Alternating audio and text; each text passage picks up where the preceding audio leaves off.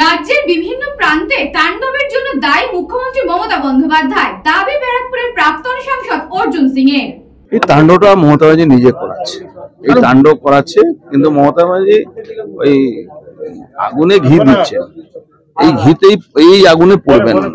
রাজ্যের বিভিন্ন প্রান্তে ওয়াকফ বিলের বিরোধিতার নামে তাণ্ডব চলছে, এর জন্য দায়ী মুখ্যমন্ত্রী মমতা বন্দ্যোপাধ্যায়।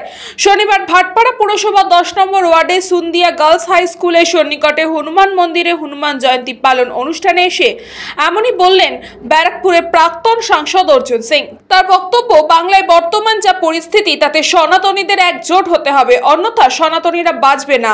তার সংযোজন, ওয়াকফ বিলের বিরোধিতার নামে রাজ্য জুড়ে তাণ্ডব চলছে, তাই তাণ্ডব করাচ্ছেন স্বয়ং মুখ্যমন্ত্রী মমতা বন্দ্যোপাধ্যায়। তার সাফ বক্তব্য, মমতা ব্যানার্জি আগুনে ঘি ঢালছে, সেই আগুনে একদিন উনিই পুড়বেন। হনুমান জয়ন্তী পালন অনুষ্ঠানে এদিন হাজির ছিলেন বিশিষ্ট সমাজসেবী প্রিয়াঙ্কু পাণ্ডে, বিদ্যুৎ ঘোষ সহ অন্যান্য বিশিষ্ট ব্যক্তিবর্গরা।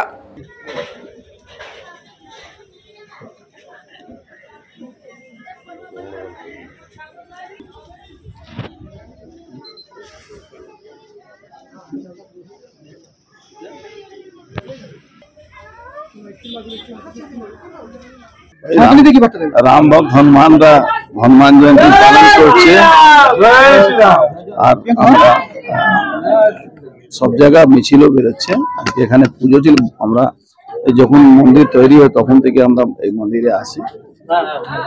তো সনাতনরা আজকে সারা বাংলা যে পরিস্থিতি চলছে, সনাতনীদেরকে এক জায়গা হতে হবে, নাহলে সনাতনীরা বাঁচবে না।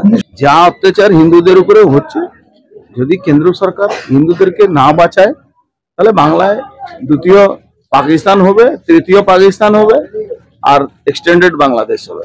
হাফিজ আনসারের রিপোর্ট, নিউজ বঙ্গ টাইম।